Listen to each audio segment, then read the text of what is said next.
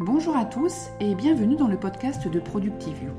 Le podcast qui vous donne des trucs, des astuces, des pistes de réflexion pour vous permettre d'être plus organisé pour trouver votre essentiel et le réaliser avec efficacité et ainsi créer votre vie avec intention. Je suis Priscille Livenier, l'animatrice de ce podcast. Vous retrouverez toutes les notes de l'épisode de ce podcast sur le blog productivio.com, rubrique podcast. Vous pouvez partager ce podcast avec vos connaissances sur vos réseaux sociaux, mettre aussi une note ou une revue sur iTunes afin de faire connaître le podcast. Vous pouvez rejoindre la communauté de Productivio sur Facebook ou Twitter. Productivio est également sur la plateforme Tipeee qui vous permet de soutenir la création de contenu sur Internet.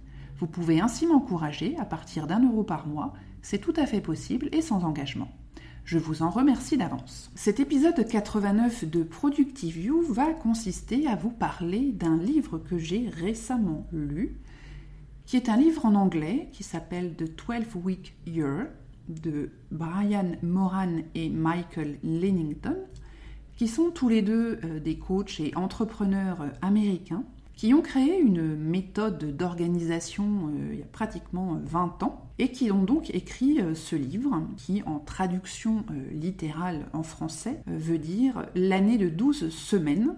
Et le sous-titre est « Faites plus en 12 semaines que les autres en 12 mois ». Dans le cadre de mon objectif 2017 « Lire un livre de développement personnel par mois », j'ai eu l'occasion de lire ce livre et je me suis dit que j'aurais dû commencer l'année 2017 par celui-ci, parce que je l'ai lu plutôt sur la fin de l'année. Alors rassurez-vous, je me dis ça quasiment à tous les livres que je lis. Néanmoins, celui-ci, je le considère un peu comme le chaînon manquant dans mon système d'organisation. Comment, Priscille, tu as des failles dans ton système d'organisation ? Eh bien oui, je l'avoue.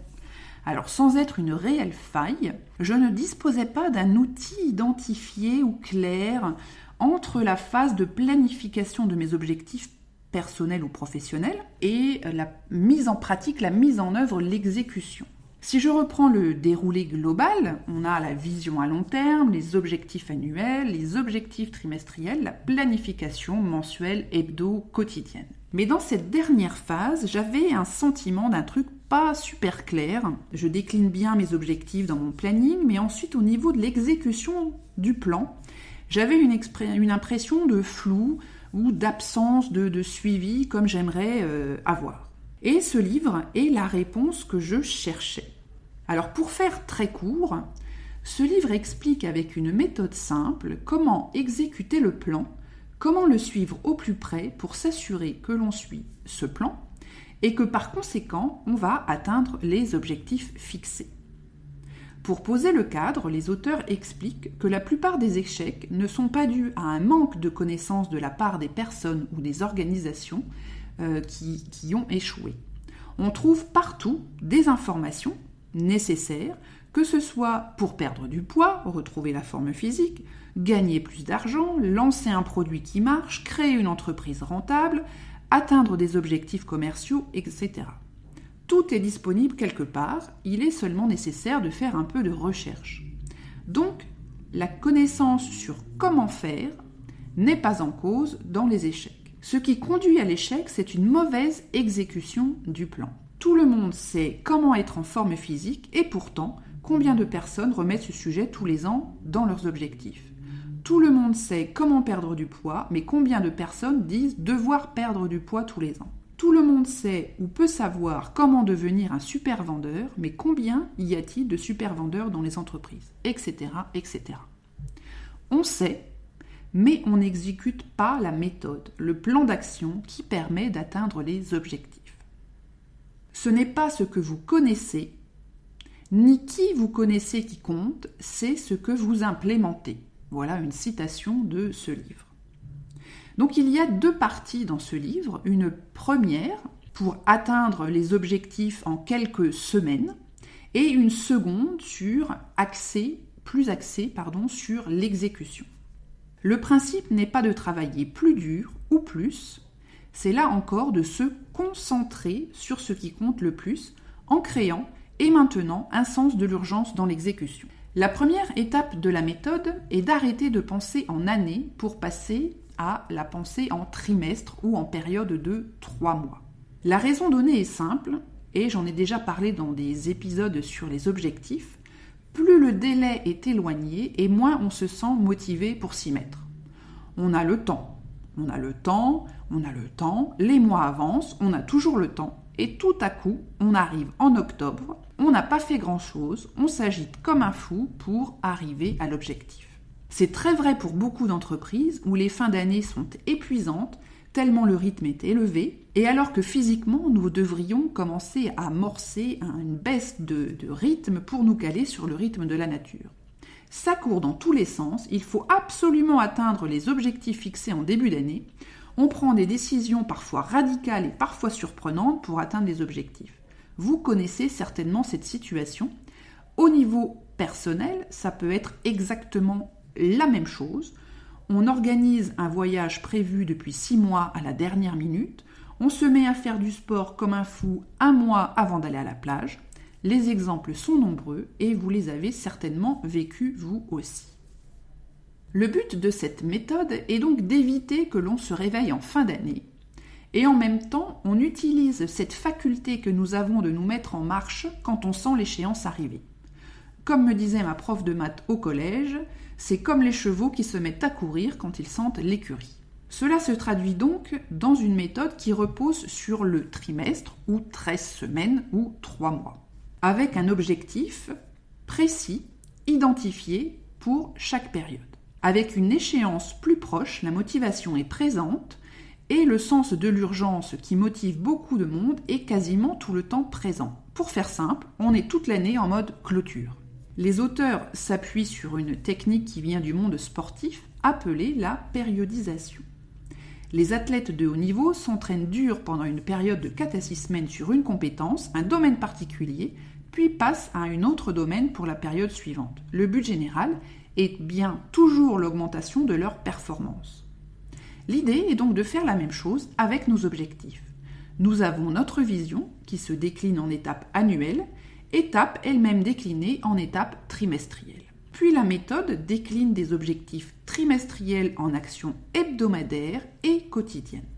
Cette méthode permet réellement d'affûter le focus au niveau de chaque semaine et de chaque journée. On commence par définir la vision, qui doit être motivante, profondément liée à nos émotions, notre pourquoi. Rien de nouveau jusque-là, on peut revoir le podcast sur la définition des objectifs d'il y a quelques semaines. Une fois la vision définie, on passe au plan, qui va permettre d'éviter des erreurs, de garder la concentration et de gagner du temps. Et ce plan, on va le répartir sur 12 semaines et non plus sur 12 mois. Cela va nous donner beaucoup plus de confiance dans l'avenir de notre plan, car souvent quand on fait un plan à 12 mois, on sait que des quantités de choses peuvent se produire qui peuvent réduire notre plan à 0. Sur une période de 12 semaines, le risque est beaucoup moins grand, l'avenir nous paraît beaucoup plus certain. On va pouvoir définir les actions à mettre en place avec plus de certitude, sachant qu'on commence à les mettre en place dès le lendemain. De là, on va pouvoir définir les actions pour chacune des 12 semaines. Ce n'est pas un trop lourd exercice de faire ça sur 12 semaines comparé à 12 mois. Et pour cela, on va doser un mélange entre détail et vision, pour éviter de tomber dans la surplanification qui est une forme de procrastination. Ensuite, on met en place des indicateurs que l'on va suivre toutes les semaines. Les auteurs attirent l'attention sur le fait qu'il faut réellement suivre les indicateurs toutes les semaines, qu'ils soient bons et surtout s'ils sont mauvais. Nous sommes trop nombreux à arrêter de mesurer nos indicateurs quand les résultats sont mauvais. Et c'est vrai à chaque niveau. On ne consulte plus son compte en banque quand on est dans le rouge. On ne se pèse plus pour constater l'ampleur de la débâcle. Alors le livre nous encourage à faire face à la vérité des indicateurs. Est-ce qu'une situation va s'améliorer juste parce qu'on ferme les yeux ? Non, bien évidemment. Alors on prend son courage à deux mains et face à de mauvais résultats de nos indicateurs hebdomadaires, on ajuste les efforts et si besoin la méthode. Et je commence par les efforts. En effet, les auteurs mentionnent que les principales causes d'échec résident dans la non-application du plan plutôt que dans le plan lui-même. Si vous souhaitez développer votre clientèle de X% en plus et que vous connaissez votre taux de conversion, vous allez pouvoir déterminer avec précision combien de prospects vous devez contacter chaque jour pour atteindre votre objectif. Si vous n'en contactez que la moitié, il ne faudra pas vous attendre à des miracles et pour autant le plan ne sera pas mauvais, mais la réalisation, si. Pour bien suivre les indicateurs, il faut en créer de deux sortes. Ceux qui vont mesurer le résultat final, comme le poids perdu, le nouveau chiffre d'affaires, le montant d'une commission. Et les indicateurs qui vont mesurer l'effort, le nombre de calories mangées par jour, le nombre d'entraînements sportifs, le nombre d'appels vers de nouveaux clients, le nombre de visites de prospects, etc. Et avec ces indicateurs, on va créer un tableau de bord hebdomadaire, mais pas une usine à gaz qui nécessiterait une journée par semaine à compléter et à remplir et à analyser. Le but n'est pas non plus de sanctionner, mais bien de reconnaître le niveau de la performance. Et ensuite, on travaille sur sa fameuse semaine idéale pour mettre son magnifique plan en pratique. Les auteurs préconisent la technique du time blocking, là encore rien de nouveau, nous en avons déjà parlé, mais avec une petite subtilité.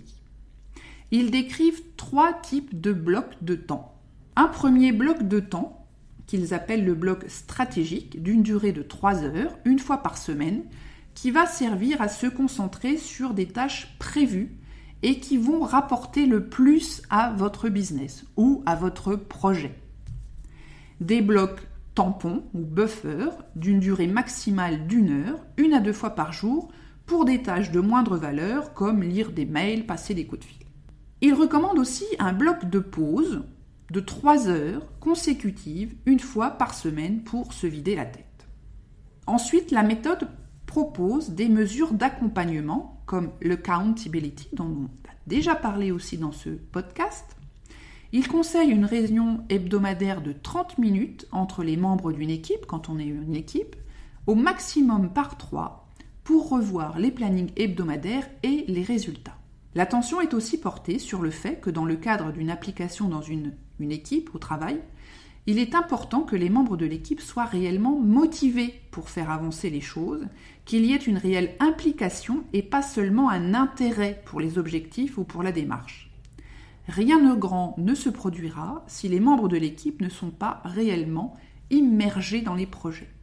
Enfin, le multitasking est bien évidemment proscrit. L'engagement personnel est mis en avant et enfin les auteurs insistent aussi sur le fait qu'on ne devient pas bon dans un domaine uniquement le jour où on atteint un résultat. On devient bon et meilleur au fur et à mesure des entraînements par une suite d'actions continues sur de longues périodes. Un peu comme des athlètes qui ne deviennent pas bons le jour où ils obtiennent une médaille, ils obtiennent une médaille parce qu'ils sont bons, et cela depuis des mois, voire des années. Dernier point essentiel de la méthode, le déséquilibre intentionnel. Dans le même esprit qu'un précédent podcast sur l'équilibre pro-perso, les auteurs écrivent que l'équilibre est atteint quand vous êtes intentionnel sur où et comment dépenser votre temps, énergie et effort. Et on retrouve cette notion de se consacrer sur de courtes périodes de temps à un sujet plutôt qu'à un autre en fonction des priorités du moment. Pour résumer, on a 8 piliers dans cette méthode. La vision, le planning, le contrôle du process, la mesure, l'utilisation du temps, l'accountability, l'engagement et enfin ce qu'ils appellent la grandeur dont on vient de parler. Les 5 premiers sont considérés comme des exercices de discipline et les 3 derniers comme des principes.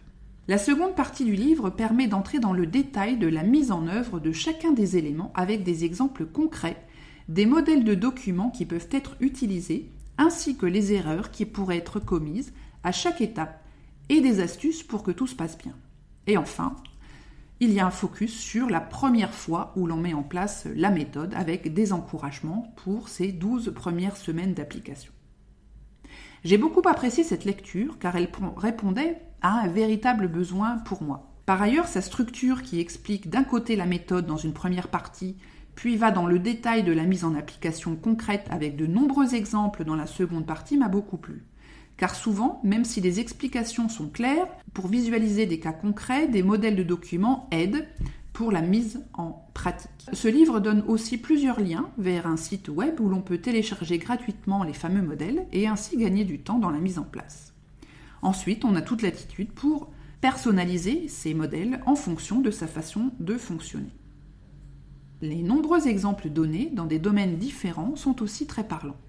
Je sais que parfois le style d'écriture des livres de développement personnel américains est décrié en raison des nombreux exemples donnés et on pourrait croire que ça ne sert pas le sujet, ça le délaie et qu'on pourrait faire plus court. Personnellement, j'y vois un grand intérêt. J'ai tendance à dire que c'est un peu comme si on suivait un cours de maths et qu'on ne fasse aucun exercice et qu'on n'ait alors aucune idée de à quoi cela peut bien servir. Les exemples aident à mettre des concepts en action et beaucoup de gens se remémorent mieux l'histoire autour d'un concept que le concept lui-même.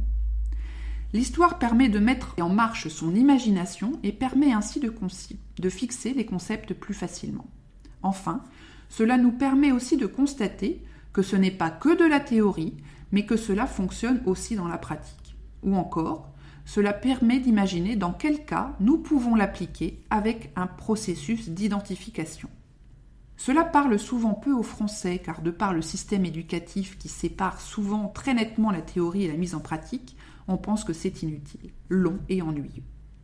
Alors que moi je considère que c'est une technique de mémorisation supplémentaire comme des répétitions par exemple. Évidemment, dans certains livres il y en a peut-être beaucoup trop qui nous donnent ce sentiment de délayer. Néanmoins, les répétitions nombreuses peuvent être une réelle valeur pour bien ancrer un certain nombre de concepts ou de principes. Comme indiqué au début de ce podcast, il n'y a malheureusement pas de version française de ce livre. Néanmoins, je vous communique un lien vers les ressources du site web, car les modèles sont suffisamment clairs pour être utilisés, même sans une grande pratique de l'anglais. Il y a aussi une chaîne YouTube, pareil, vous retrouverez le lien dans les notes de ce podcast qui accompagne l'ensemble. Donc je vous recommande chaudement la lecture de ce livre si vous êtes lecteur anglais. Il n'est pas très long, il doit y avoir 200 pages peut-être, très très facile à appréhender, on n'est pas dans un anglais d'un niveau extrême. Vous savez que les Américains ont comme principe généralement de pouvoir, pour qu'un livre soit lu et vendu, d'en permettre de faire un niveau de lecture équivalent à ce que pourrait lire un enfant de 8-9 ans. Donc en termes de vocabulaire, il est accessible même à nous, pauvres Français, qui avons généralement un niveau linguistique assez bas. Il est vraiment très bien fait, très pratique, on ne se perd pas dans une foule de détails, donc je vous le recommande vraiment. Personnellement, moi je suis en pleine action puisque j'ai commencé mes premières 12 semaines à titre personnel sur mes objectifs perso ou semi-professionnels, va-t-on dire. Et j'ai aussi commencé à en parler dans le cadre de mes réunions avec ma petite équipe, puisque pour moi c'est assez important de pouvoir aussi décliner ça en termes professionnels, parce que j'y vois un grand intérêt, l'exécution étant souvent un problème que j'ai rencontré dans mes différentes fonctions, où on fait un beau plan, ça le plan est magnifique, on sait dire quand ça dérape, mais on sait rarement dire où ça dérape, parce qu'au niveau de l'exécution et du suivi de l'exécution, on a parfois quelques manques. Voilà, j'en ai fini avec le podcast numéro 89 sur ce livre, donc The 12-Week Year, l'année de 12 semaines. Je vous recommande chaudement la lecture de ce livre. Et j'espère que dans le courant de l'année, je me fixe comme objectif de vous faire part beaucoup plus régulièrement de mes lectures de livres de développement personnel. Je vous remercie de votre écoute. Encore une fois, le podcast et les notes de ce podcast sont disponibles sur productiveview.com dans la catégorie podcast. Je vous souhaite à tous une excellente semaine et nous nous retrouvons très vite pour le prochain épisode. Bye bye!